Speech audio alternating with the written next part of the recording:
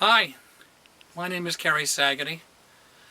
I'm 65 years old, and I recently had some work done to my back. It was a fusion that took care of the joints from L4 down to S1, which is 3 sets, 2 sets depending on how you count.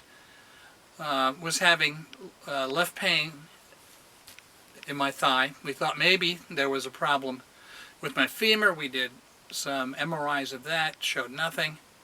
And then finally, after a couple of years of fooling around with pain doctors and physical therapy, I had an MRI done of my lower spine, and we got in contact with a doctor at Thomas Jefferson Hospital named Dr. Harab.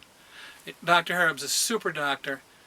Thomas Jefferson Hospital is a great place because it's a teaching institution and they know all the latest things.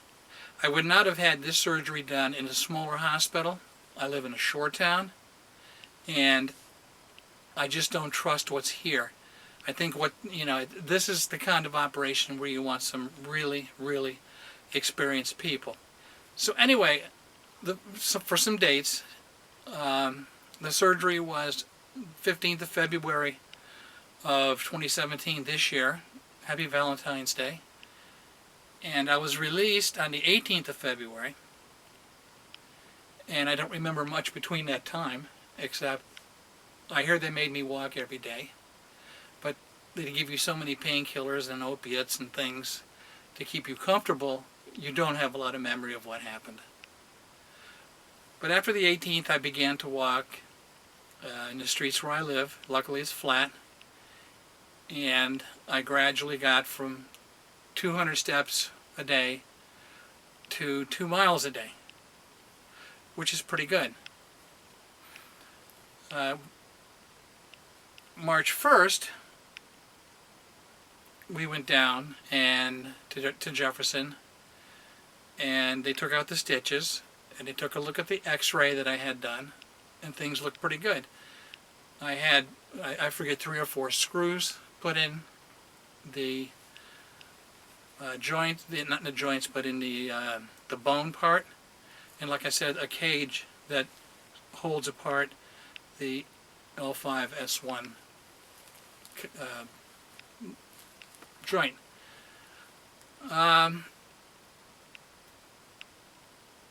Been taking opioids up to that point, and one thing I can tell you is when you take opioids, it's a running battle in your colon between diarrhea and pretty severe impaction.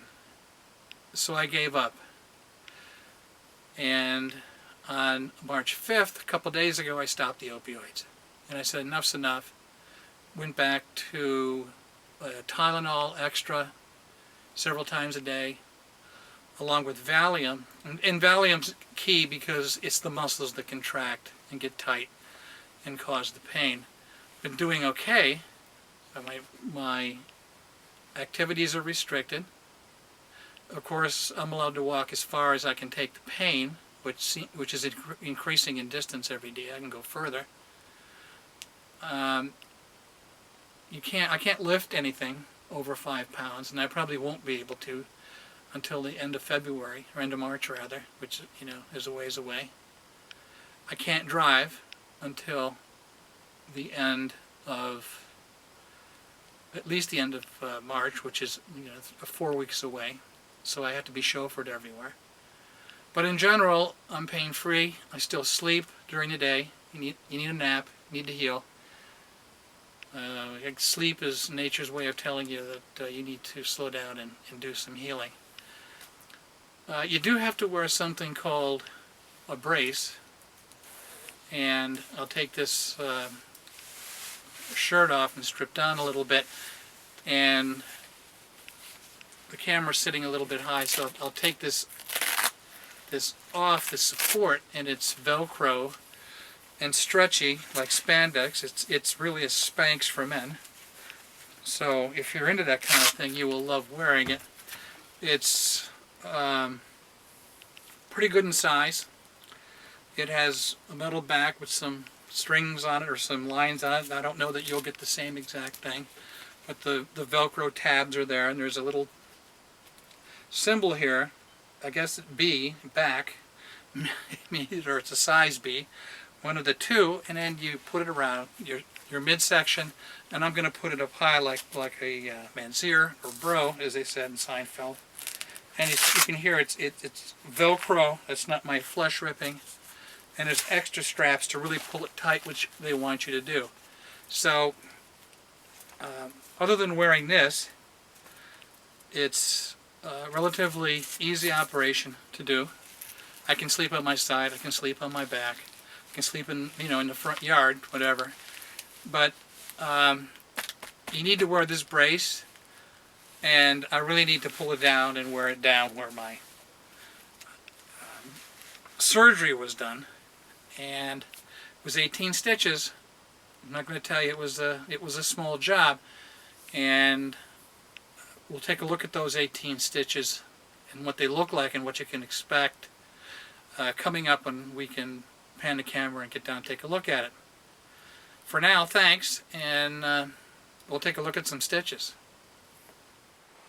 You are kidding. I have never heard of removing stitches like this. Hi, as promised, we're going to take a look at the incision that results from having a spinal fusion that runs from L4 to S1. I believe there's 18 stitches, and my lovely assistant Cindy will work the camera and give you a glimpse of what that takes and how ugly it is. This scar is 3 weeks old. Remember, the surgery was back on February 15th, and today is March 7th or 8th. I don't know, you kind of lose track.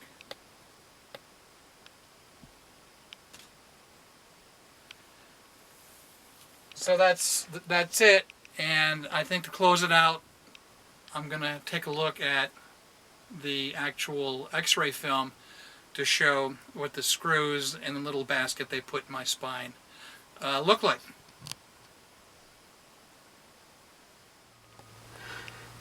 So here are the x-rays from my surgery.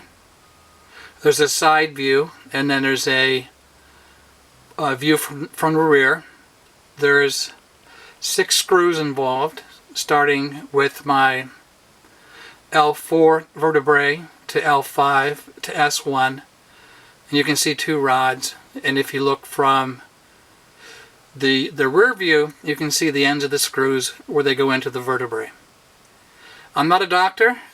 I hope this helps, and good luck.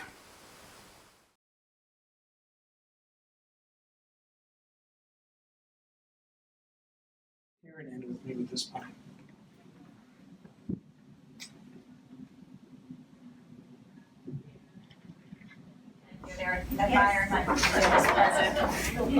Well, when you pick it out pick it out and send it to them, it's easy for them to do that. Hopefully the final time for the examining room. That's Cindy holding up the antique large negative, showing the screws in my spine. Oh boy. And there's the streets of Philadelphia. And here's the confessional table, where they beat the money out of you. How much money do you really have in the bank?